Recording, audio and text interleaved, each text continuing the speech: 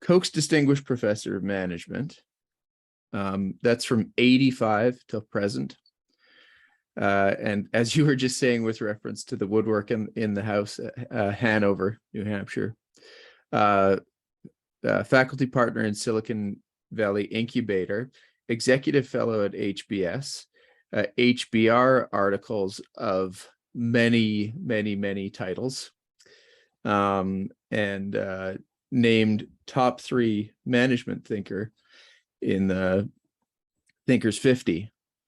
Also Distinguished Achievement Awards in 2 different categories from Thinkers 50, and you've been a keynote speaker just about everywhere, from Business Week to HSM World Business Forum, TED, and the World Economic Forum. So no shortage of pedigree there, Vijay. What I think we'd like to know, and what's often may get missed is, can you tell us about sort of an early vintage of this writer thinker sitting in front of us now?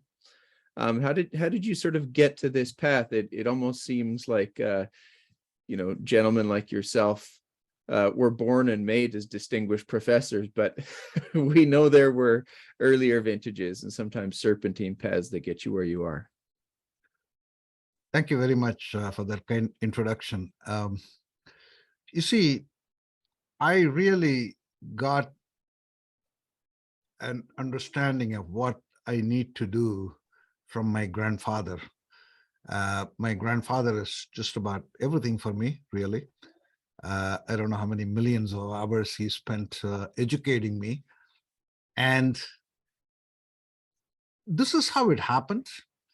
When I was in school, I used to stand first in class. And that wasn't that difficult, because there were only 10 kids in my class. And I know the other 9. I know how to beat them.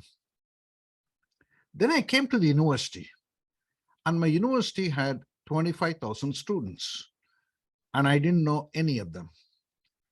And I stood first in the university, won the gold medal. And I took the gold medal and my transcript to my grandfather. And my grandfather kind of looked at the transcript and he said, you only got 95 out of 100 in history. There is 5 possible marks you could have gotten. We got to close that possibility gap. You only got 90 out of 100 in English. There is another art of the possible.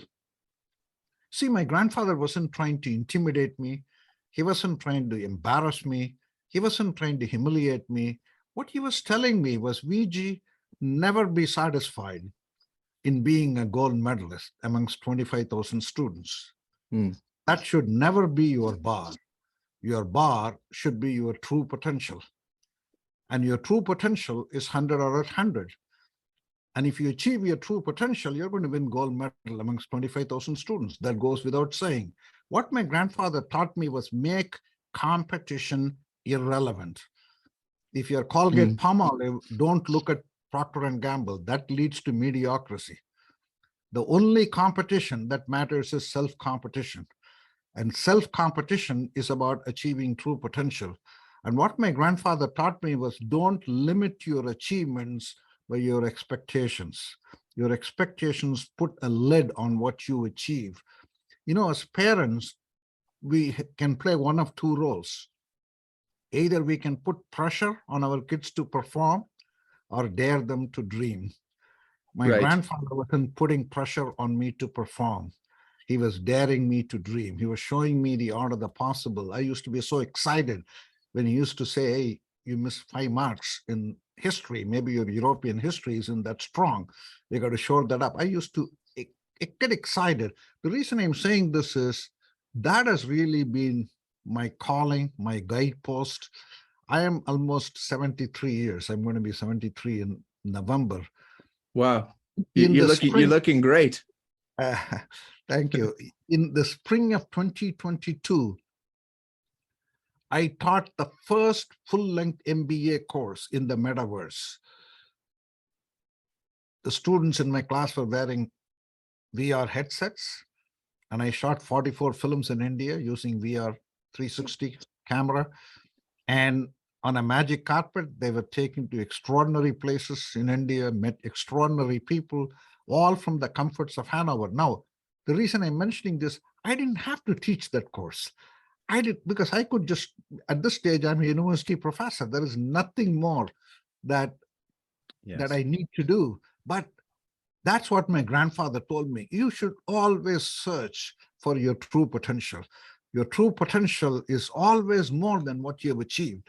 And that's what has really propelled me throughout my career. Wow. Yeah. What an interesting version of what a gold medal is. I think later in an academic life, right? It's absolutely settled and comfortable tenure.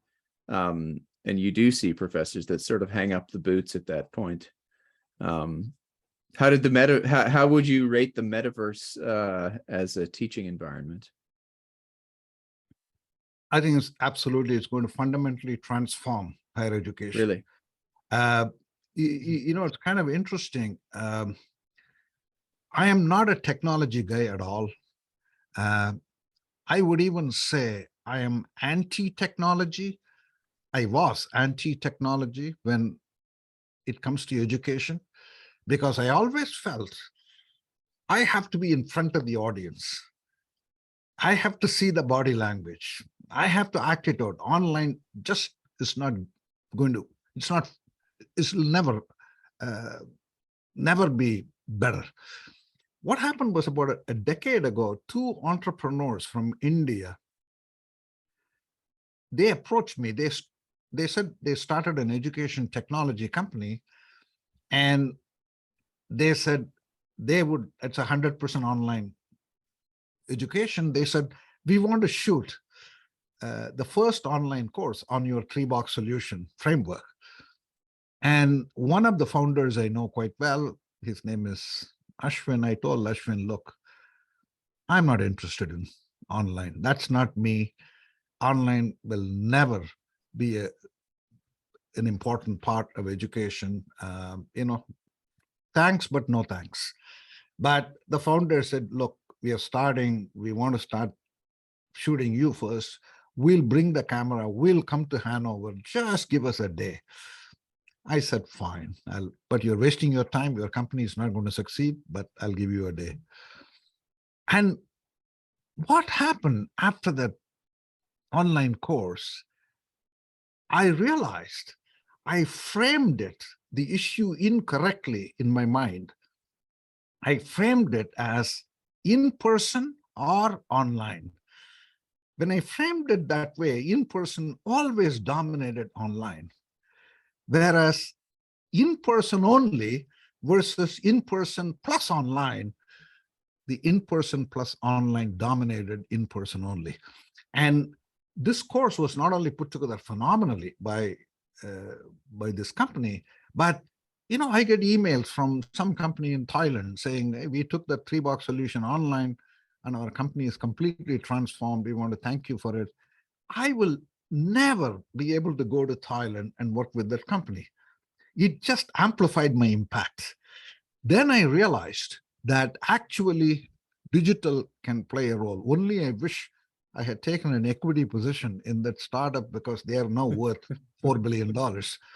But what happened then is I have been following digital technologies, or technologies in general, have 3 waves of impact on education. The first wave is going from chalkboard to whiteboard to slide projectors to PowerPoints, etc. That is just making the current model more efficient. That's all it did. The second wave, which really disrupted education, was the MOOCs. This is the edX, Coursera, etc. What they did was they brought very high quality education at an ultra low cost to the masses. But it did not disrupt the university education. It was going in parallel. It didn't touch, because it catered to a new customer demand. Somebody just wanted to learn one course on programming, they listen to a world-class lecturer. It didn't affect universities. That is the second wave. The third wave is the metaverse. About 2-3 years ago, when people were talking about three-dimensional, whereas Zoom right now, it is two-dimensional. Three-dimensional technologies, VR, AR, metaverse, when they started talking, I suddenly, a light bulb went in my mind that metaverse is going to transform in-person residential program like what we do at Dartmouth Tech and other universities. So I kind of wrote about that in Harvard Business Review, just as a thought piece. Then I told myself, if I have a hunch that the 3D technology will fundamentally transform classroom experience, let me do an experiment myself. And that's why I did this experiment, to see whether my hunch is valid or not. And I came to the conclusion my hunch is absolutely valid. Therefore, So there is a fundamental difference between 2D. Zoom is 2D. I just see you. yes, Whereas in metaverse, I am present. That is the fundamental difference. In virtual reality, I am present. Right now, I just see your face. And that makes a humongous difference to education. yeah. So did you feel it in things like group discussion? Like, what were those moments where you thought, now I'm out of 2D, I'm in 3D, I'm present? When you're instructing, Yeah. what was it that made you feel that? I mean, I guess you weren't configured in a theater style classroom, were you? No, because once they put on the VR headsets, they are actually in that village where the film is shot. As opposed to if I show a photograph of the film and of the village, I can show a photograph of a mom and pop store in a village. Then they see the space. Whereas when I shoot a VR 360, they are present in that space. That completely changes the learning. It leads to nonlinear learning. By the way, it is even better than visiting the village in person. It is even better than visiting the village in person, because if a white American visits a village marketplace, the price of vegetable doubles because you're altering the environment. Whereas in virtual reality, you are a fly on the wall. Therefore, you have an accurate understanding of the context. Therefore, it is a more valuable understanding. So, and also think about, suppose I go in person and go into a villager's home and see the person eating food. I can't stare at that food for 10 minutes. He will think I'm some sort of a weird guy. Yeah. Whereas on Zoom, on VR 360, I can zoom in and look at. The 360 is a 360 view. Therefore, I can actually zoom in on the pantry of that villager. What is he keeping? The food. What is he eating? What does the woman eat? What does the men eat? What do the children eat? If I'm interested in nutrition, suppose I'm a company, want to offer something in nutrition, I need to have deep observation. That is not possible in person, because deep observation will lead to people thinking you are some sort of a weird guy, whereas it is possible. So I can talk about what I realized was this is, by the way, I am not saying metaverse will substitute what we do in the residential program. It will not substitute, it will augment, it will transform. That is the fundamental difference. More so. There was something interesting, I think, in the way that you described this, which was the problem statement. The identification of the problem was wrong in the first instance, right? Where you set the two against each other. Yeah. And then did you feel like you redefined that problem, or that you actually came across a new problem? You know, thinking in strategy terms, you had a framework in your mind, which was it's either online or it's in person. And I've chosen my horse in that race. In person wins every time. And with the metaverse, you're saying it's you actually get a third category, which is both. Yeah, exactly. I think I realized that 10 years ago when I went with this online course. Suddenly I realized that online course actually augmented what I did in person, in the sense that it expanded my impact, because the online suddenly opened up my concepts to lots of people who I will never meet, who I will Yeah. never. But metaverse is actually integrating the digital into the physical. Whereas the 3-box solution online course that I created, I didn't use it in my class. You see that's the difference. Earlier, it was still going in parallel, Right. but it expanded my reach. So suddenly I got interested in digital technologies, as maybe it is more powerful than I thought. But with metaverse, finally, we have come to a point where there is going to be integration of what we do in the analog world with this virtual world. And as an example, John Hopkins is using metaverse right now as we speak to train their cardiac surgeons on how to do complicated open heart surgery in the metaverse. So why is that important? It's important because if they train the same guy on a real patient, he could kill that patient in the process of training. Whereas in the metaverse, it is actual reality in the virtual space. That is why it's 3-dimensional. It is so interesting. It's a very early stage. We don't even know what people talk about metaverse. Nobody ever knows exactly what it is. But I think whatever it is going to change our life in a very fundamental way, because it is merging the analog and the digital world, by which what I mean is what we can do in face-to-face, I can do in the metaverse. And that is why it is a truly, that's why people are betting billions of dollars. They're not stupid. Companies are betting billions of dollars because this is the 4th generation computing. The first generation computing was mainframe. Second generation computing was personal computers and the internet. The 3rd generation computing was mobile and cloud. But the first 3 generations were 2D.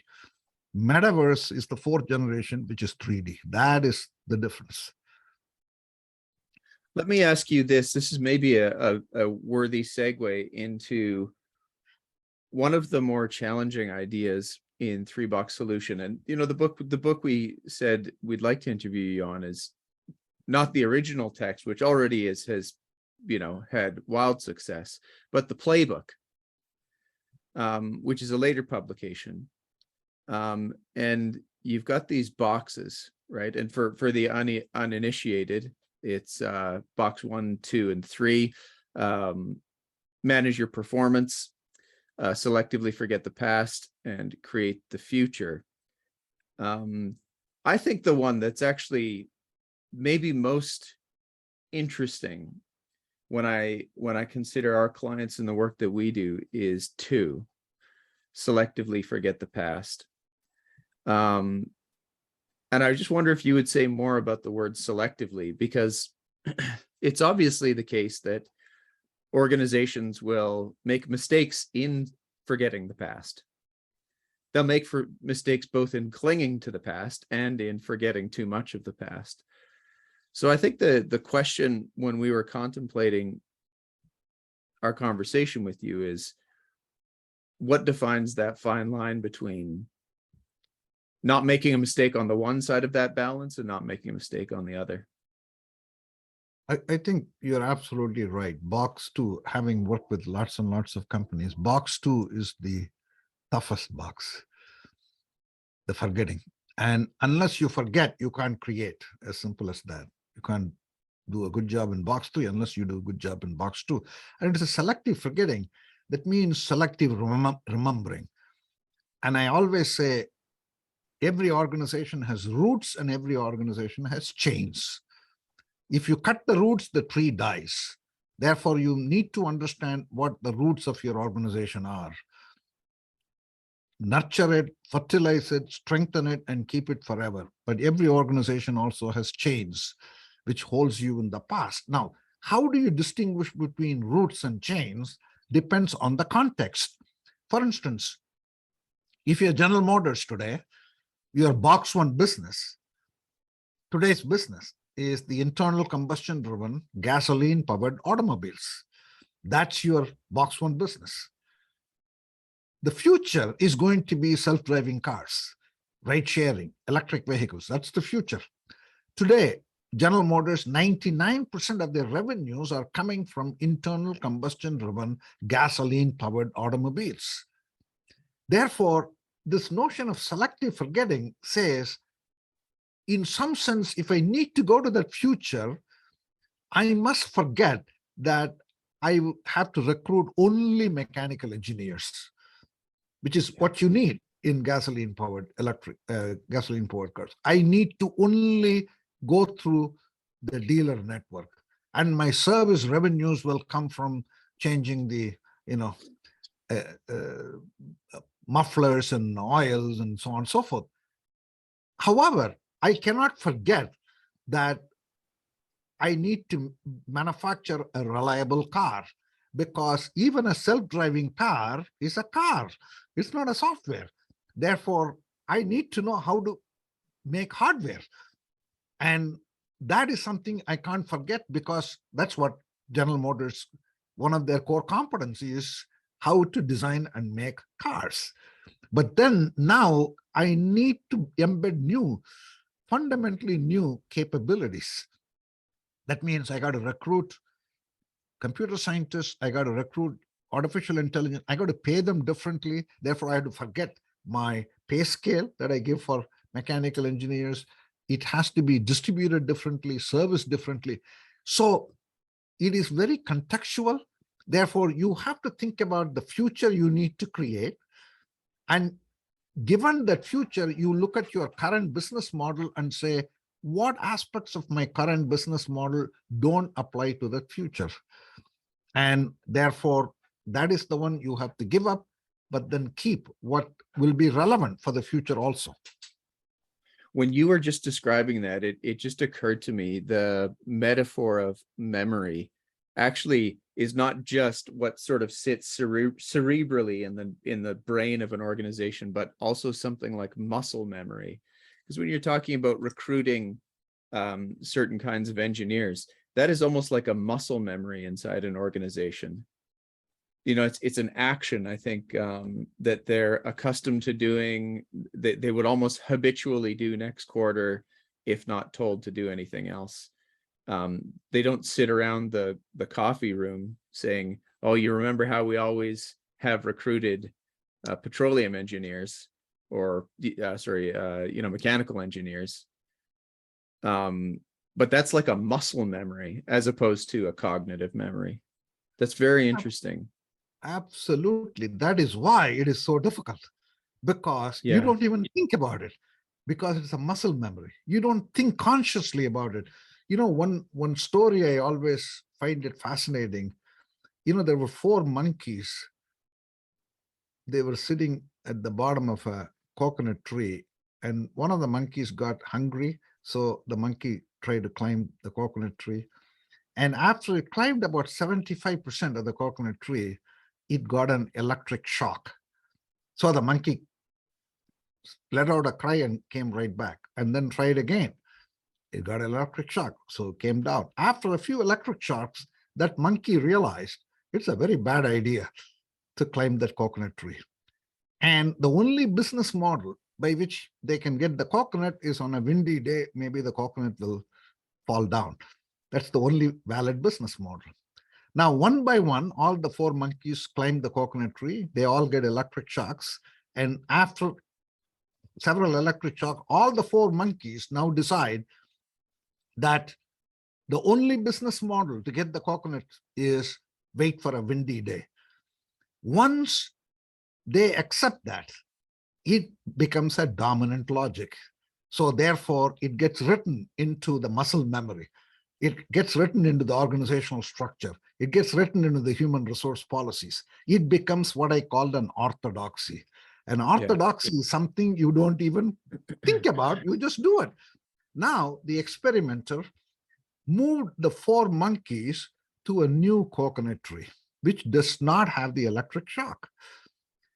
Now, the 4 monkeys are standing at the foot of that coconut tree, even though there is no, now the environment has changed. Now we are into self-driving cars, but the 4 monkeys are still standing at the bottom of the coconut tree. Now the experimenter took one of the existing monkeys and puts a maverick new monkey into that new tree. The new monkey, which hasn't experienced the electric shock, tries to climb that coconut tree. And the 3 other monkeys pull it down. It tries to climb the coconut tree again, it pulls it down. After a few times, the new monkey gets pulled down. The new monkey knows there is something very wrong in climbing the coconut tree, even though the new monkey doesn't know what it is. So the new monkey decides to stand at the foot. Now the experimenter one by one changes all the old monkeys with new maverick monkeys. And all the 4 maverick monkeys are now standing at the foot of the coconut tree. This is the power of dominant logic. Even if you bring one new person into the organization, one computer scientist or something in General Motors, the old monkeys will pull them down. Therefore, dominant logic is a very, very powerful force which prevents that, or which makes the organization, giving up organizational memory so difficult, because it is muscle memory. It's not just an intellectual exercise.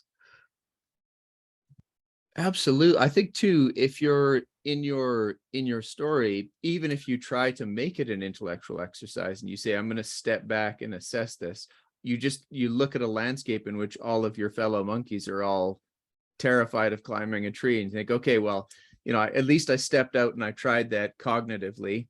I sat here in a Cartesian frame and said, well, what would happen if I climbed that tree? And everybody's terrified. So, we don't do that. You just fall back in the same. That is why assessment. I say one of the important principles of 3-box solution is you must create a dedicated team for box 3. And the dedicated team should be built with different capabilities, different people, and physically separated from the box 1 performance engineer. General Motors, you must create a dedicated team, which they have done with Cruise Automation in Silicon Valley, and recruit different people, different processes. But then the dedicated team has to be connected to the mothership. That is how they can borrow the critical capability of hardware manufacture. And this is the central, and when you're having a dedicated team with completely maverick people now working with the box 1 performance engine, it's going to create conflicts. And therefore, how do you manage down the conflicts? Therefore, the central premise of box 3 execution is create a dedicated team and then connect the dedicated team to the mothership and manage the conflicts down and create a partnership. That's the key. Okay, I really want to dig into that idea of a dedicated team, because this is maybe a 2-part question, but the first part is, how do you manage resources, right? So the way that we work with our clients and have talked about things, a strategy is the servant of a larger objective. The tactics serve the strategy, and underneath tactics sit your broad base of resources. So first, I'd like you to know if you think that framing is correct. But the true question is, resources like a special team, a dedicated team, can be quite expensive, quite resource intensive. So how does an organization think through the allocation of resources to adopt something like your 3-box solution? Yeah, great question. And let's have one more question and we'll wrap up this interview. Great question.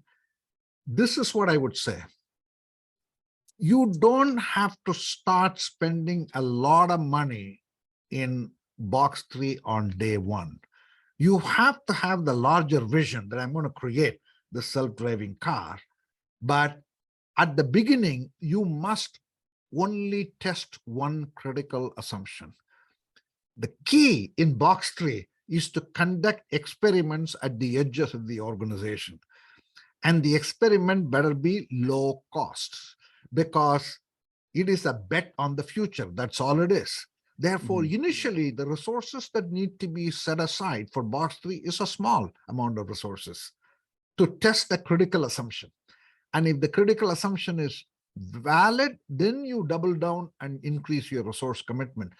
But you must have a strategic intent for the next decade. I am going to be a serious player in self-driving car by year 2035.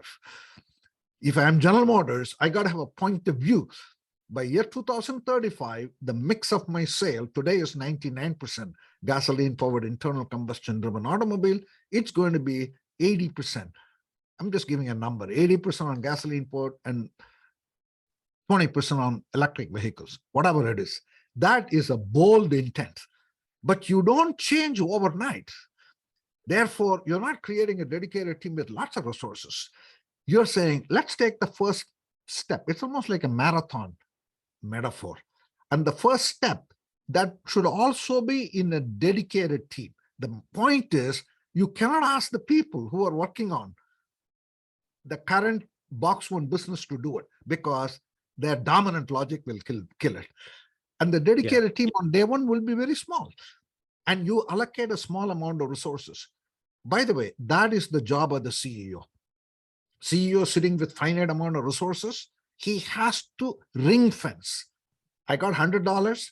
I'm going to spend $95 on my performance engine box 1. $5 I'm not going to touch. That's only for experimentation. And that $5 will become $10 and $20 as I understand more about the space. That is the important job of the leader. Well, that also matches one of the great insights that the VC world has given us, which is that you can bet small amounts and then have a nice war chest of larger amounts as you see success, and you sort of match bet size according to proportional success you start to see. Why don't we make this? Oh, sorry, please, Vijay, go ahead. This is the fundamental insight that you are sharing. The venture capitalists will give seed capital without too much trouble. That is small amounts. They will not ask a lot of questions. They will bet on the people and on the idea and give you seed capital very easily. But then they will shut down the project if the assumptions are not valid. They're very brutal in shutting down the projects. In large companies, getting seed capital is very, very difficult. They will put all kinds of hoops for giving you $10,000. Yeah. But then once you get the seed capital, they will never kill a project, because they will say, having spent this much, it's not the time to stop. In fact, I would like in big companies to create a vice president for killing stuff. Just the title is Vice President for Killing Stuff. We need to have that, because they don't know how to stop things, but they have difficulty in starting new things. I think this is a fundamental mindset shift that we need to learn from VCs. I'm gonna bookmark that one. Sort of a chief destroyer. I think that's a hilarious and a worthy pursuit. We know that you have a busy schedule. Can we make the last question this? Sure. Yeah. How would you advise people to read what you're writing, follow you, hear what you're saying, either connect with you in person if they'd like you to speak? What's the best way for people to find you, Vijay? I think I write a weekly column on 3Box Solution and the insights I have on 3Box Solutions on my LinkedIn page. And that is, I also have an influencer status. That means I don't have to accept people. They can just follow me. If they're interested in following my work on 3Box Solution, that's probably the best source. And if they have questions, they can put the questions, and that will trigger my next weekly column on what I should write about. So that would be the best way that people can follow my work as well as ask questions and hopefully help me learn as well. Super. Well, thank you so much. It's great speaking with you. We're going to direct people to 3Box, the playbook in particular, since that's the latest publication, but also to your LinkedIn newsletter. Yeah, I would also say the 3Box solution book is in some way lays out the framework, concepts, and ideas. The playbook gives the application. So they kind of go together. Anybody who reads, they should read them together and follow the LinkedIn, which gives the current thinking on 3Box solution. Wonderful talking with you, and all the best to your audience.